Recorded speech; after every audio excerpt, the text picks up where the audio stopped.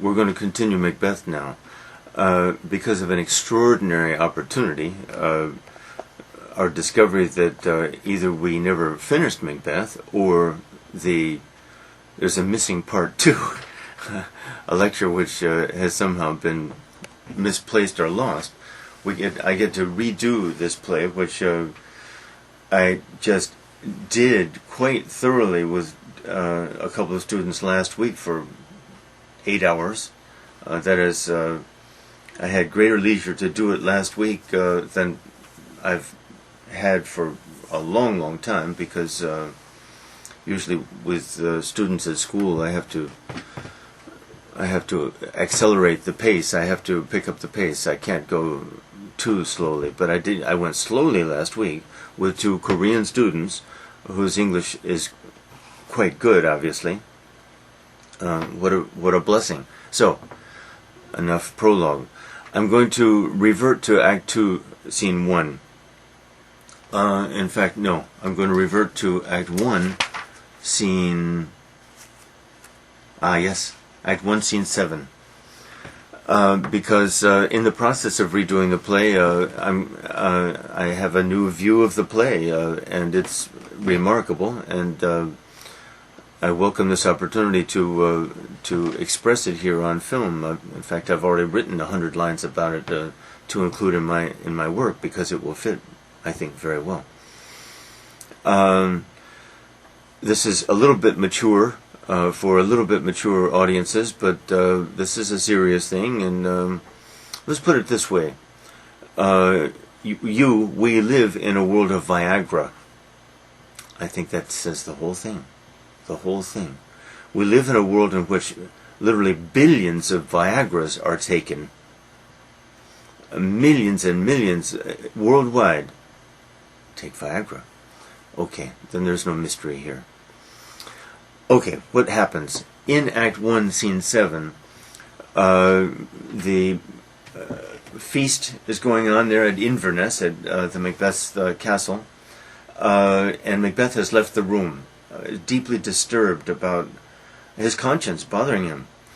Lady Macbeth leaves the feast also. Must be very festive. 2 great victories won that day. The country saved. Duncan's throne saved. Macbeth, the hero who defeated, with Banquo and others, 2 hostile forces. Amazing. But they've been fighting and riding all day. Must be exhausted. And poor Duncan, a somewhat elderly man, exhausted too. Lady Macbeth leaves the room and says to her husband, "What are you doing? Why did you leave the room? Did he ask for me?" "Yes, of course he asked for you." I'll get a line number, but I think I probably... line 31 in my Pelican edition. "We will proceed no further in this business." I won't talk about it anymore. I won't think about it anymore. We will proceed no further in this business of the plot to kill Duncan. By line 70, by line 72, he is enthusiastic about doing it. What happens in those crucial 40 lines to change his mind? I think one has to take that as a key to the play. Now, admittedly, other forces are at work. The forces of evil are at work in Macbeth and in Lady Macduff, but I have a new understanding of what how these forces of evil possibly work. Not so mysterious, maybe. Why? How does Lady Macbeth turn him around? Literally turn him around. This great man. She does it by attacking his manliness, his manhood. Now, I think I said this before. In my own theory now, there are 2 things that must be accepted. 1, Macbeth is sexually impotent. 2, they are childless. 2, he's sexually impotent.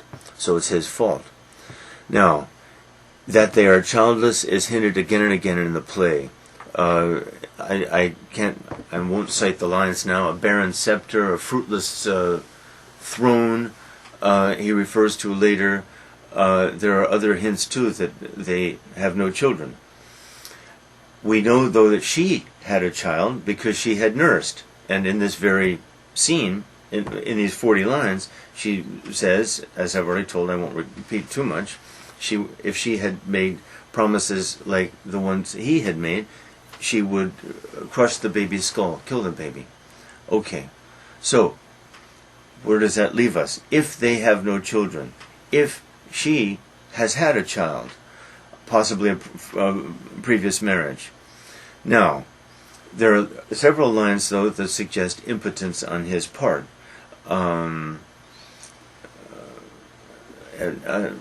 Nature, function is swallowed in surmise. I can't come up with them right now, but it doesn't matter right now because we don't have time to dwell on this.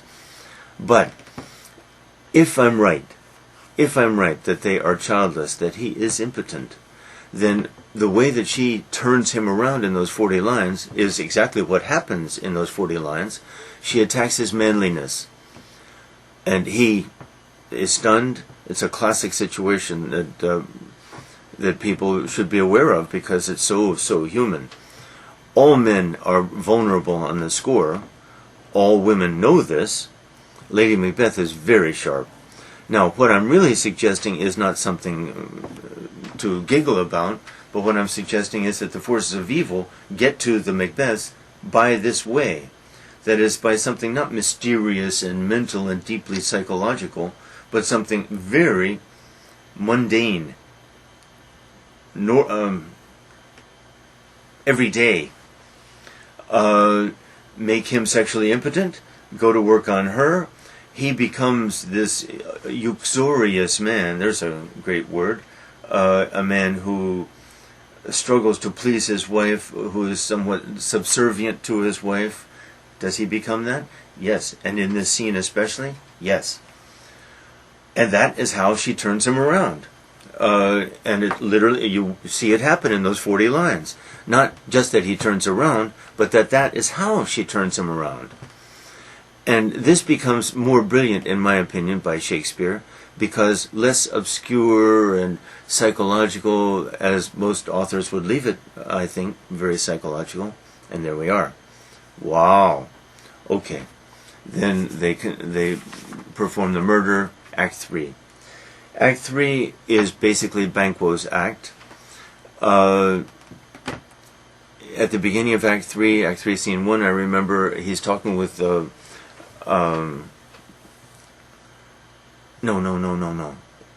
Okay, I better check, sorry. The very beginning I want to get. Banquo, yeah. You have it now. Oh, yeah. And Macbeth, that's it. Banquo is thinking to himself, well, you have it all now. Glamis, Cawdor, and the throne. And I fear thou didst play most foully for it. Foully? Fair is foul, foul is fair. The opening lines of the play and Macbeth's first words. Very well made play, I think. As I think I've commented, it's so short, and there is some speculation that some acts or scenes at least have been lost. I don't think so. It's so good the way it is. Okay. In fact, there are 2 scenes that shouldn't even be in there. But, okay. So, along comes Macbeth. Hi, Banquo. See you at the feast tonight. I especially want you at our feast tonight that we're going to have. Wouldn't miss it. Are you going somewhere this afternoon? Yes, I'm going out for a long ride. Will you be back this evening? Sure, I'll be back, but I might be back a little after dark. Oh, by the way, well, make sure you come to our feast. By the way, is Fleance going with you? Fleance is his son. Of course, Fleance is the number 1 concern of Macbeth, because the Weird Sisters have already predicted that Banquo's progeny will be future kings. Macbeth would love to see that not happen. No hint, though, about his having children. Okay. Yes, Fleance is going with me, too. Okay, we'll have a nice ride. See you tonight. Then he turns to everyone and says, you all are free to pursue your own private pleasures until the banquet tonight. This means that no one is watching him either, because this is going to be part of the mystery. Okay, then he turns to his two murderers. They have a long conversation which is easily summarized, fortunately. He says, now, I told you guys in previous conversations how your fallen fortunes, things are not going well for these men, are the fault of Banquo. It's Banquo's fault. You remember? Yes, we remember. Have you decided to do what I'm asking you to do, and I will help you recover your family fortunes? We will. Murder Banquo. And please get Fleance too, he says, as an afterthought, knowing that that's really almost it's as important. He wants Banquo dead because Banquo knows him too well, and also he feels humbled around Banquo because he senses Banquo's moral superiority to him, real or imagined, but even real, we can accept that. Okay, then the murder scene. This will contain the second mystery of the play. The first, we remember, I assume I mentioned it, was Lady Macbeth's fainting upon learning that Macbeth had killed the two grooms in his rage. Is her faint real or feigned? I think I said before, real or pretended. There are reasons for both. Okay, now the murder of Banquo and attempt of Fleance. The two murderers are waiting outside the castle in the dark near the road to the castle because we already know that's the way that Banquo will come. We already know that it's almost dark. Perfect opportunity for this murder. Suddenly there's a third murderer. Who told you to come? Why are you here? No explanation. And this third murderer seems to have some special knowledge. He knows what they don't. It's common for most riders to get off of their horses about a mile from the castle and walk that last mile. He has knowledge that maybe the murderers don't. In fact, let's get to the point. This third murderer could be Macbeth himself. Or it could be some emissary, some envoy from the forces of evil. I prefer, I think by now, the latter, but it doesn't matter. Why would Macbeth either be there himself, or another possibility, of course, is he sent the third murderer? Why? Because he trusts no one. Because a man like him, having done what he's done, can trust no one. He wants to make sure the job is done right. Okay. Why the Dark Sisters, or the Weird Sisters? Because they want to make sure that Fleance gets away. It's very important that Fleance get away. And the presence of someone from their forces can guarantee that he will get away. Good reasons, both sides, mysterious. The murder takes place, but Fleance gets away. Banquo is killed. Following scene, the banquet. Everyone feeling very festive. Now, I don't think it could be Macbeth, though it's possible. I'll tell you why. Macbeth, Lady Macbeth, I imagine about 100 guests, a lot. Everyone happy, joyous, festive. Two thrones are at the top of the room there for the king and queen, but Macbeth himself is mingling among the people. Lady Macbeth sits in state.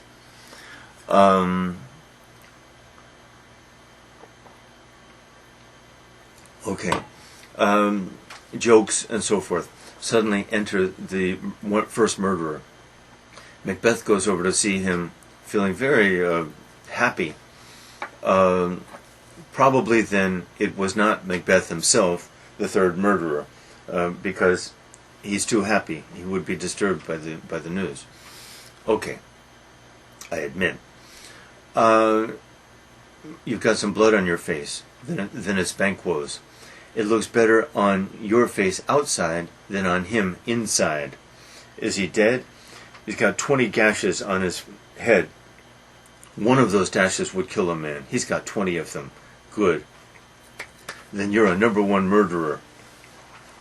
Macbeth feeling jocular. if you did as much for Fleance, you are the god of murderers. Fleance got away. Then I'm cribbed, confined, hemmed into saucy doubts. Only half, he says aside. Disturbed. Dear, come over. The guests are missing you. Why are you lingering over there with that strange man? Okay, I'll be right there. I'll talk to you later. Bye. Then he mingles again. And then Lennox, I think, among the guests, says, "Have a seat, my lord." But all the seats are full. There's no seat. And this one's free. And Macbeth looks and, "Ne'er shake thy gory locks at me. I didn't do it," he says. This is his low point, I would say. Morally, maybe. Psychologically, certainly. And the same thing happens to Othello in Act 5. After he murders Desdemona, and Emilia comes in and sees the dead body. "I didn't do it," says Othello absurdly. "I didn't do it," says Macbeth to the ghost of Banquo, because it's the ghost of Banquo. Okay. Everyone else says, What? He's talking to a chair. What? Come on, dear, stop being an ass. Be a man," as she always says. Always harping on that theme. It's her only means of controlling him, actually. And a little scary. Wow. A play for the age of Viagra. It sounds funny, it sounds cute, but there's nothing cute really about that physical phenomenon among men. Ask a man if he thinks it's cute. No, it's not cute. It has a comical side, of course, but it's not cute. Okay, and certainly to Macbeth it's not cute. Macbeth who lacked Viagra. Okay, here we go. So, stop talking to the chair and shut up. But Macbeth is so upset. And then it disappears, and the crowd is buzzing. What's wrong with him? Is he crazy? What? And she goes to work on him. Stop this. This is no more real than that dagger you told me about. Well, that's interesting. Just before killing Duncan, he had his vision of the dagger. Is this a dagger that I see before me? Its hilt pointed toward me. It's interesting that he had told her about the dagger. This must have happened right after the killing. And this means that at that point there was still some communication between them. But that communication, as we've already seen, will grow less and less and less quickly. For example, she knows nothing about the murder of Banquo. He didn't consult her. He didn't tell her that he was going to do it. Less and less. More and more estranged. Okay. Now, no, he was more real than this chair, than this table. Don't worry, guess. Okay, everything okay. And then, the ghost reappears. Shakespearean ghosts always appear twice. Like the ghost in Hamlet, Act 1, who appears twice. The ghost of Julius Caesar in Act 5 of Julius Caesar appears twice to Brutus. Strange. There must be something in the ghost literature about that Shakespeare picked up. Okay, guess I'm sorry, the banquet is called off. You have to go. And they talk a little more, and we realize that Macduff did not attend this banquet, although he was bidden to do so. And Macbeth says, "I have a spy in every one of their houses." He trusts no one, of course, and that's important to this state of mind. He knows that he could not be trusted, and he knows well then no one else can be trusted either. And he more and more is going to focus his hostile intents on Macduff. Then, okay, let me check. Oh, we get, yeah. The old man, yeah. I've stepped so far in blood, yeah. Then Act 3, Scene 6, a wonderful speech by Lennox. Lennox represents all of the Scottish Thanes at this point. Gives a very sarcastic speech. to a fellow lord. You know, it's very strange. Macbeth was very devoted to Duncan, and suddenly the boys of Duncan killed Duncan, and Macbeth became king. It just goes to show you, you can't trust your own sons. He obviously does not believe that the sons, Donalbain and Malcolm, killed their father. He obviously believes that Macbeth did. And Banquo took a walk late at night. He's dead. It just goes to show you, you mustn't walk late at night.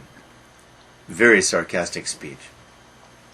And if Macbeth could get his hands on Fleance, because people at first thought Fleance must have been responsible for the murder of his father, Banquo, but people know better, of course. If Macbeth could get his hands on Fleance, if Macbeth could get his hands on Donalbain and Malcolm, he'd show them what it is to kill a father. He'd kill them.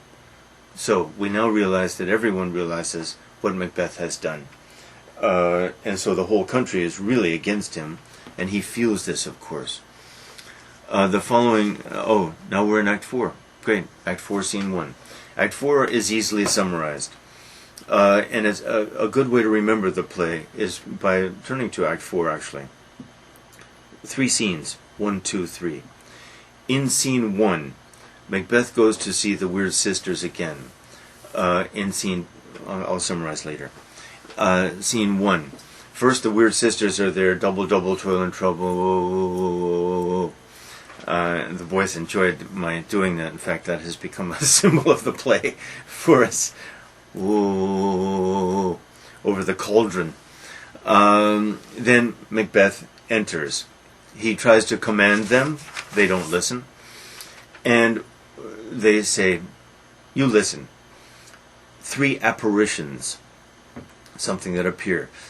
The first apparition is an armed head. Right? Yep, I'm sure. An armed head. And that apparition says, whoa, beware Macduff. Second apparition, a bloody child. Ooh, but you don't need to fear any man born of woman. Well, then I don't have to worry about Macduff. But I'll kill him anyway, says Macbeth, somewhat wittily. One point I'm going to make heavily in Act 5 is Shakespeare finds ways for us to continue to like, if not admire, like Macbeth. And one way from in Acts 4 and especially in Act 5 all the way to his death is that Macbeth is witty. He's a witty guy. Second, his physical courage. He's fearless. He is a remarkable man, a warrior. Little ways that Shakespeare finds to keep our affection. Meanwhile, big ways, he's losing it. Okay. And third apparition, no man will defeat you until Birnam Wood, which is a woods somewhere near Dunsinane, big royal castle up on the hill, until Birnam Wood walks up that hill to Dunsinane Castle. Well, that'll never happen. Who ever heard of a walking woods? So I guess I'm safe, but I think I've got some more questions. You listen. Go away, Macbeth, blah, blah, blah, blah, blah. And then we get not another, it's a pageant, it's usually called, I think, a show of kings and last Banquo. 8 kings and Banquo. 8 crowned figures plus Banquo. Well, this is what Macbeth least wanted to know. This relates, by the way, back to King James's own claims to be related to Banquo and ultimately related even to Duncan, because these themes were so interrelated anyway. Okay. Didn't want to see that. Curse on you, a curse on you all, he says, cursing the forces of evil. They disappear. Macbeth comes outside. Lennox is there. So was Lennox and Ross. Did you see the Weird Sisters come by? No. Macduff is fled to England, Lennox tells him. Then I'm going to hurt him. I'm going to kill his family, he decides. Wow. Scene 2 is precisely that. It takes place at Macduff's castle, Fife. Lady Macduff is there. Her children are with her. The opening is a conversation between Ross and Lady Macduff, who are related. And Ross tries to defend Macduff's decision to go to England at this critical time. And it in itself is a mystery. But if you start looking for mysteries in this way, everything, literally everything is a mystery. Why would Macduff, if he loves his family, choose this moment of great danger to leave his family in such danger and go to England? Ross tries to defend him, but really it's kind of indefensible, actually. Perhaps he thinks, well, even if I were there, I couldn't defend them much if Macbeth sent, for example, a large force.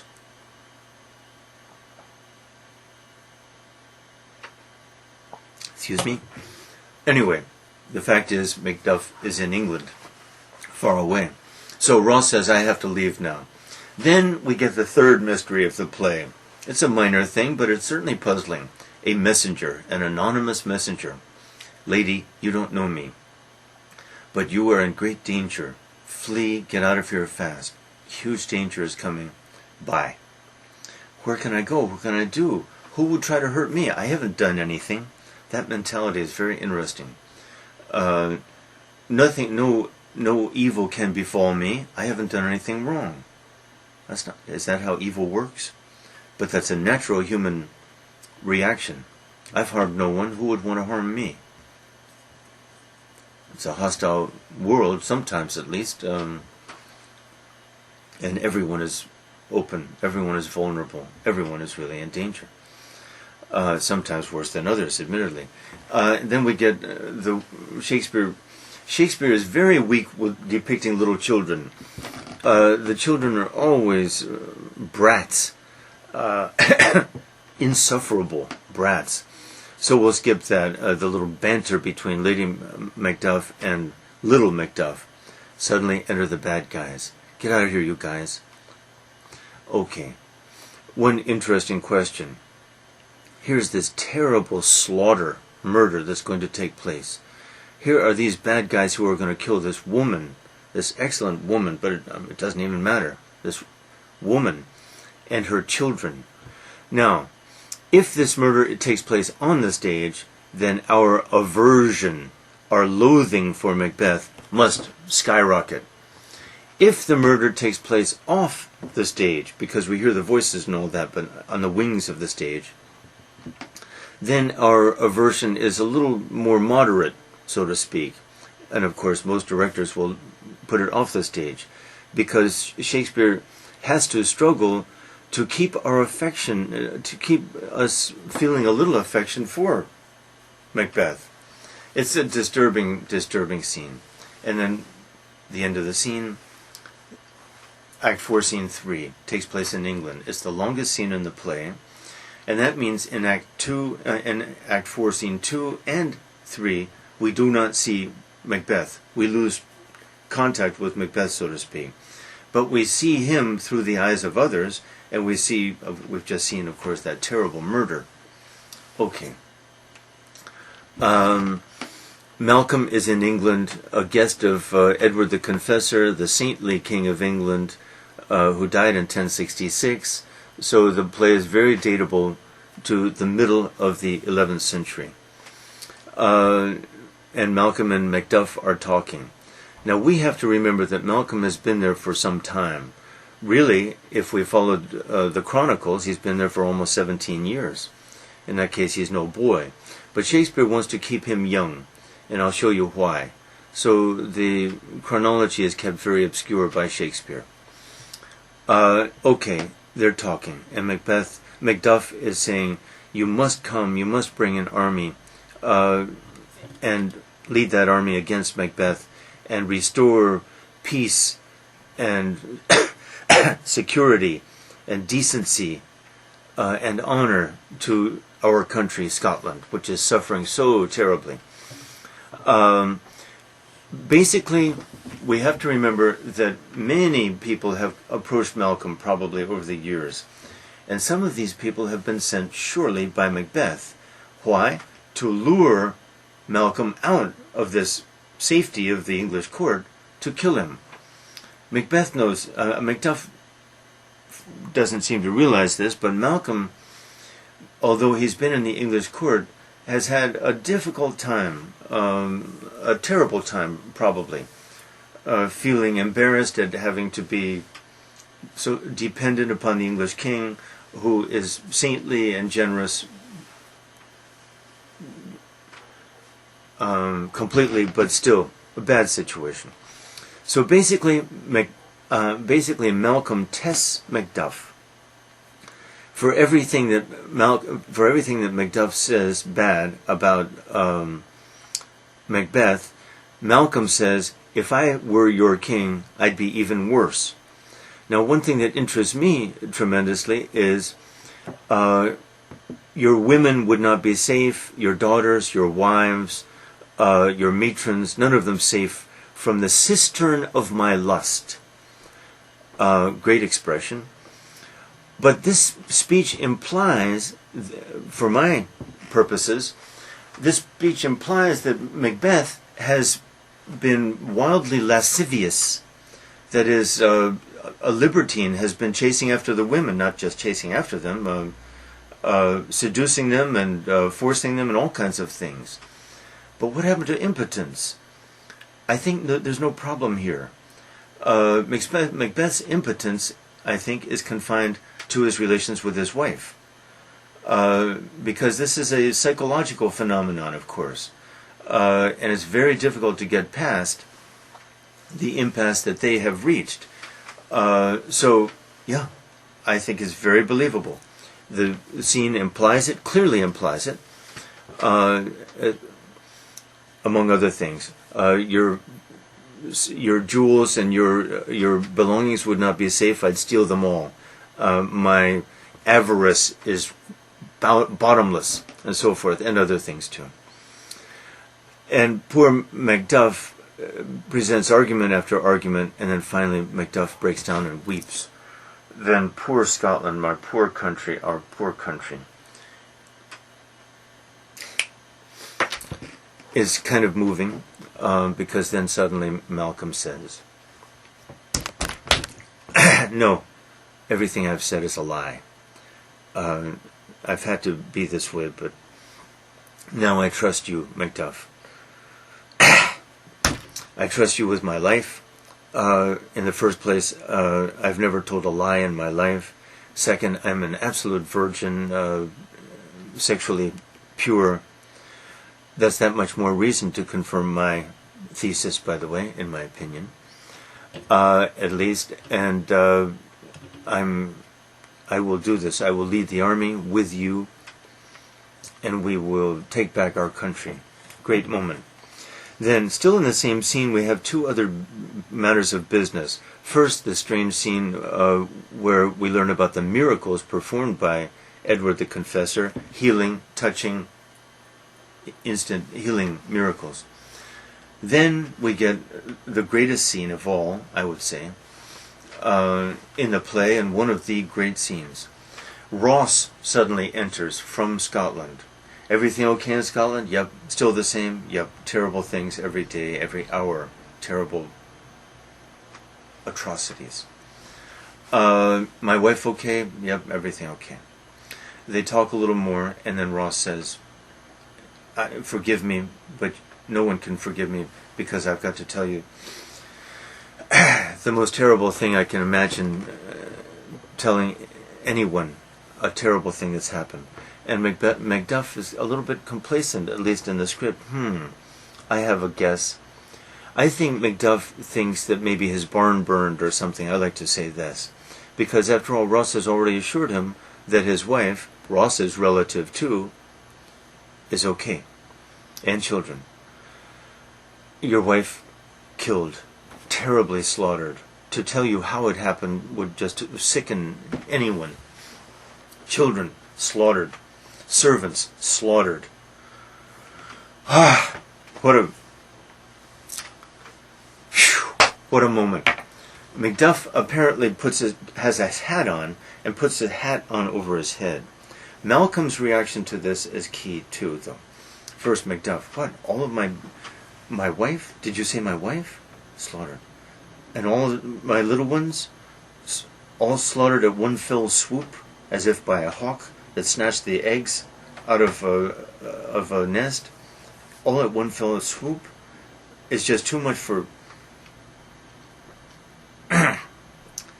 too much for him or anyone to grasp, actually. A wonderful opportunity for an actor. I've never seen it. And I almost don't want to see it.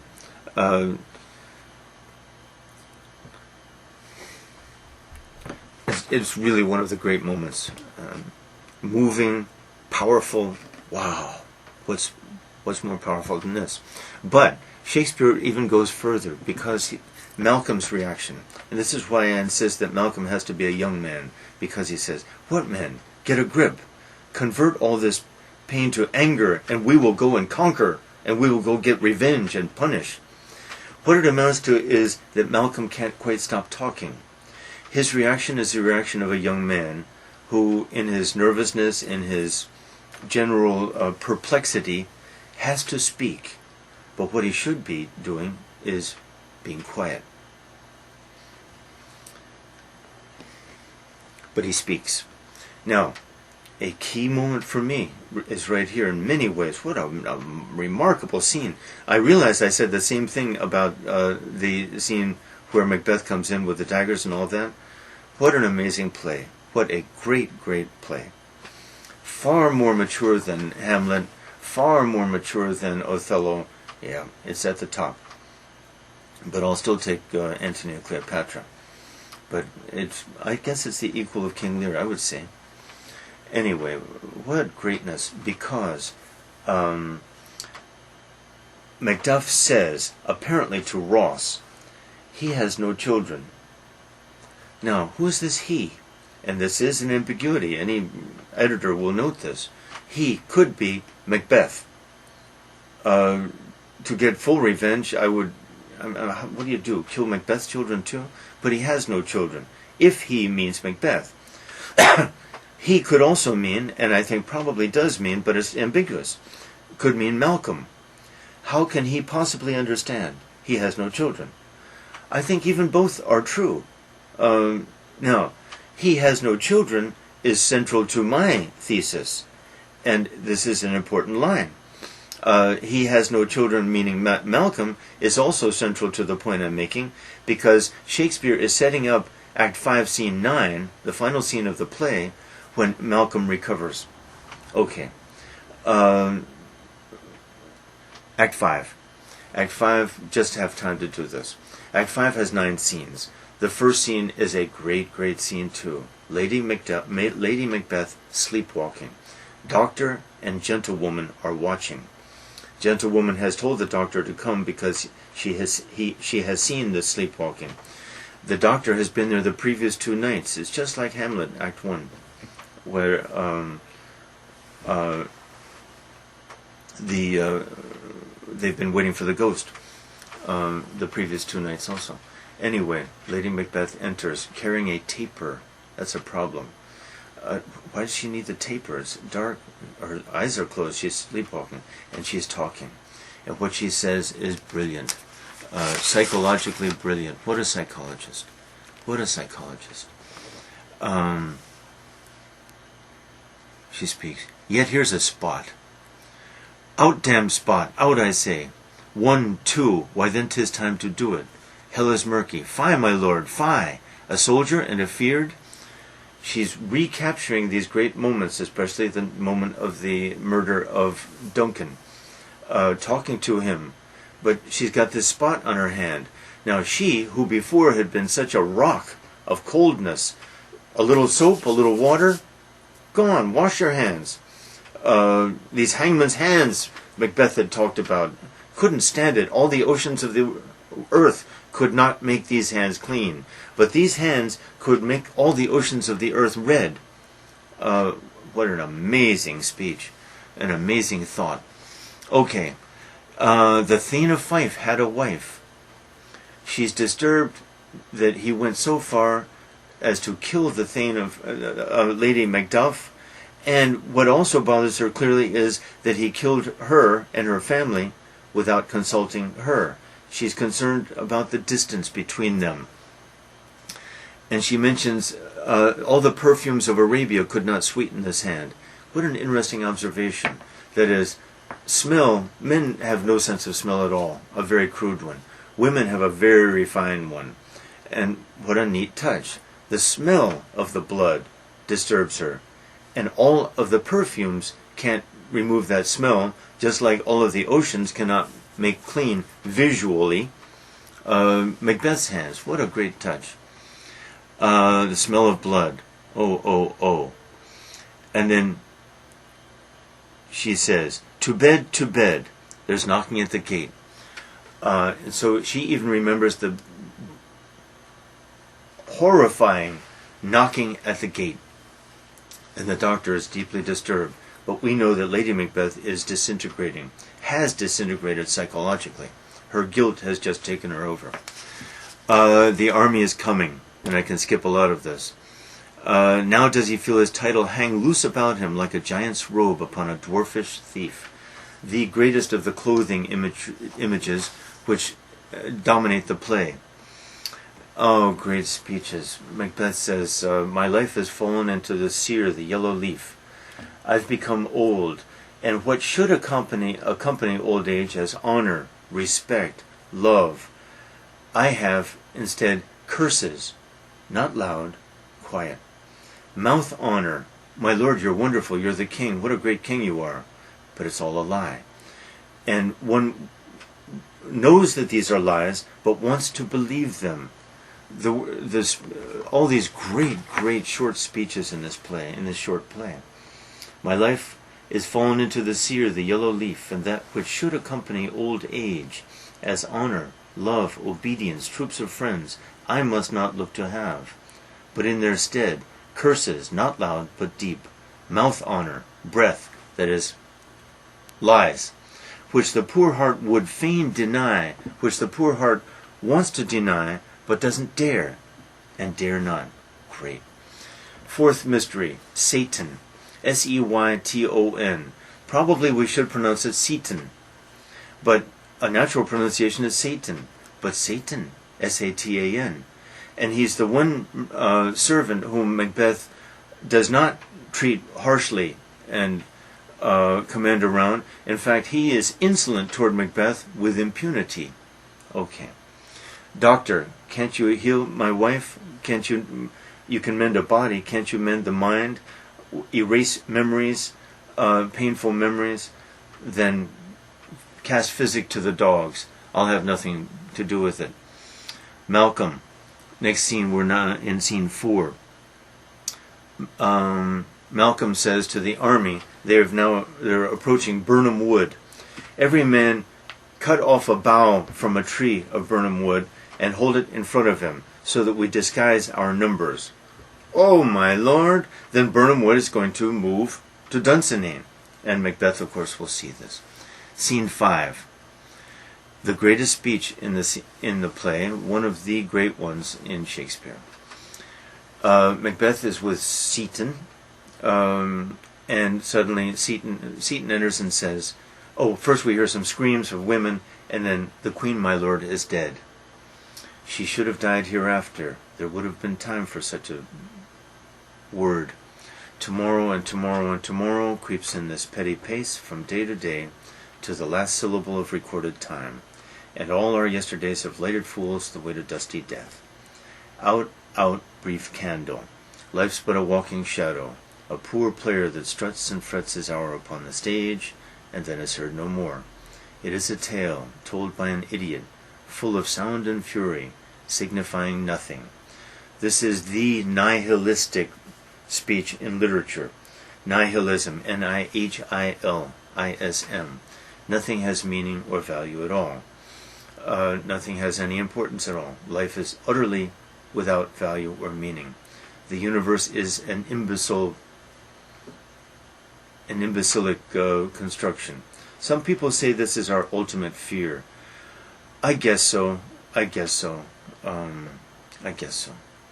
So, messenger, my lord, I have a message, but I don't want to tell you. Out with it, fool! I looked out, and it looks like Birnam Wood is walking up the hill. If you are lying, I will hang you on the nearest tree, but you'll die of famine, slowly. If you're not lying, I care not if you do as much for me. This is Macbeth's wit. Act 5, witty throughout Act 5. Alternately irascible, infuriated, and witty. I don't care if you do it the same to me, it's okay. It doesn't matter. Wonderful, wonderful, wonderful. Oh boy. Scene 6, fight well now. Now, Malcolm is accompanied by Seward. Seward is the Lord of Northumberland. Northumberland is a large county in northern England, just south of the border of Scotland. And that's realistic. They would be the people most affected by the disorders of Scotland. Fugitives probably coming in some numbers across the border, seeking safety in Northumberland. Seward is the Lord of Northumberland. He has contributed an army of 10,000 to his credit. And among these soldiers, many of them are young. Among the soldiers is young Seward. And this is important too. Many of these young soldiers having their maiden battle, their first battle. And Seward speaks, and Macduff, of course, is present. So the three of them are the leaders of the rebel forces, shall we say. Malcolm, of course, Macduff, of course, and Seward. Okay. Act 5, Scene 7. Going very fast here. They have tied me to a stake. I cannot fly, but bear-like I must fight the course. Which one of you wasn't born of women? I'm worried about you, but the rest of you, I have nothing to fear. Such a one am I to fear or none. Well, they've tied me to a stake as a reference to bear baiting. Bear baiting was an Elizabethan spectator sport. Some entrepreneur would provide a bear. The bear would be chained to a stake. Of course, that would be quite some stake, like a telephone pole, perhaps. Chained probably at the neck and at the foot. Certainly at the foot. And then they would turn dogs loose on the bear. The bear would be probably wounded. At least one of them would take a bite on his leg, but he with his paws would badly wound or kill some of them too, until they'd call the dogs off. And the crowd would be very amused by this, and there were probably ways to bet on this too, gambling. But Macbeth compares himself to a bear chained to the stake. Young Seward approaches Macbeth, the battle now. Who are you? You'd be afraid if I told you my name. I fear no one. My name is Macbeth. Then I'm glad to be fighting you. Macbeth kills him. Kills young Seward. And he says wittily, you must have been born of woman. I think we're having the approach. Thou wast born of woman, says Macbeth to the dead young Seward, and it's painful because young Seward, a boy, it's a painful moment and more pain ahead. Enter Macduff. Fight me, coward, or surrender. He fights, of course. But they have two little scenes together. They leave the stage fighting, and then scene 8, they reappear. Turn, hellhound, turn. Of all men, Macbeth says, of all men else I have avoided thee, but get thee back. My soul is too much charged, burdened with blood of thine already. That's very interesting. It deserves a moment of attention because it means, yes, he has a conscience. Yes, he feels remorse. But humor is going to dominate the scene here, sort of. Macbeth says, get away, I don't want to murder you too, because my fate is to be invincible to any man born of woman. Then you better despair, because Macduff was from his mother's womb untimely ripped. This means a cesarean section, C-section, where the doctors intervene, surgically open the woman, remove the baby that way, surgically close. I doubt in that day that Lady Mother Macduff survived this, but this means that technically Macduff was not born of woman, because to be born of woman means not only to be carried, but to be delivered from the woman's by her labor efforts, her pushing, so to speak, and all that. So, Macbeth, accursed be that tongue that tells me so, for it hath cowed my better part of man. An interesting line for me. Impotence. And be these juggling fiends no more believed, that palter with us in a double sense. Now I want to linger on this line because to me it's really important. We remember in Act 1, when the weird sisters had told Macbeth that he would be Cawdor and then king. Then Ross had entered and said, you are Cawdor. Cawdor was a traitor. The king gives you the properties and estate of the Thane of Cawdor. What? Is it possible? Then Macbeth falls into a kind of self-absorbed trance or meditation. Meanwhile, Banquo had said, the forces of evil often to win us tell us little truths, half-truths, trivial truths, to win our trust, only to destroy us in seriousness. Well, this is exactly what, as I hope I told you when I was there in Act 1, this is exactly what happens. Banquo had told Macbeth exactly what was happening.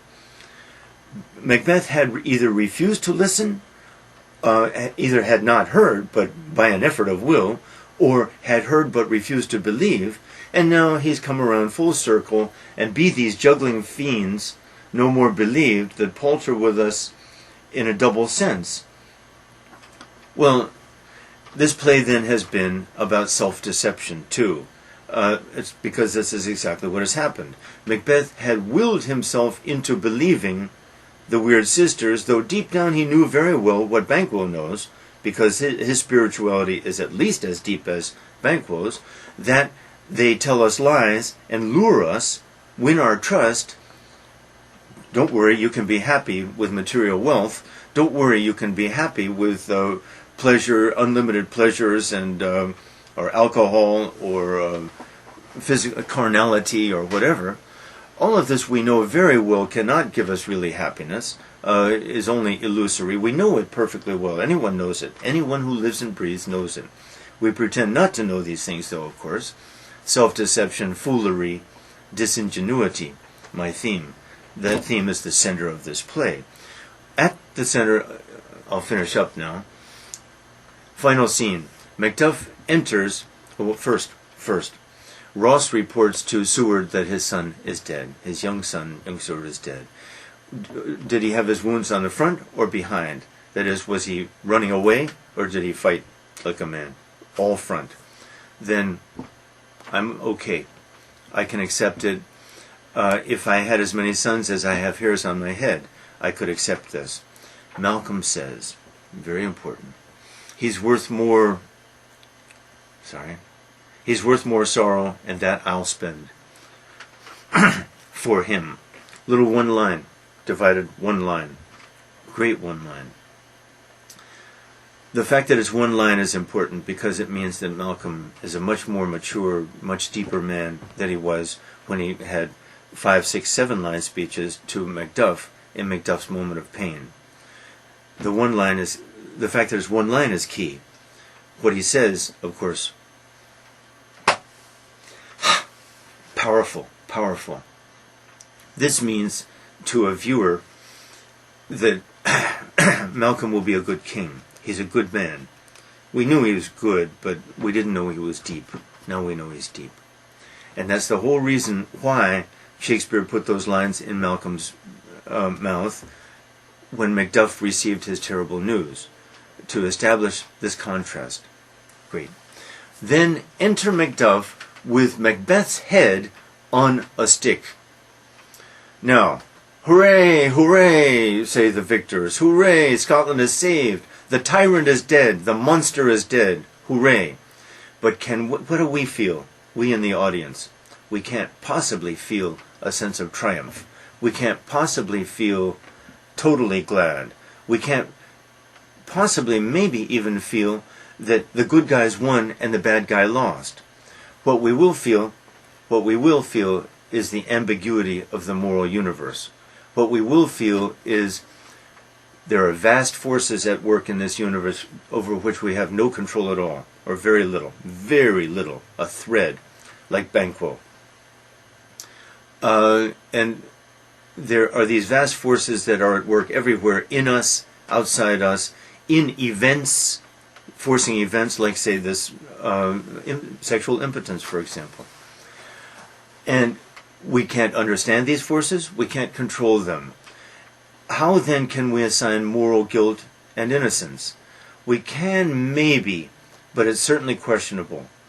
Macbeth, an evil man, hard.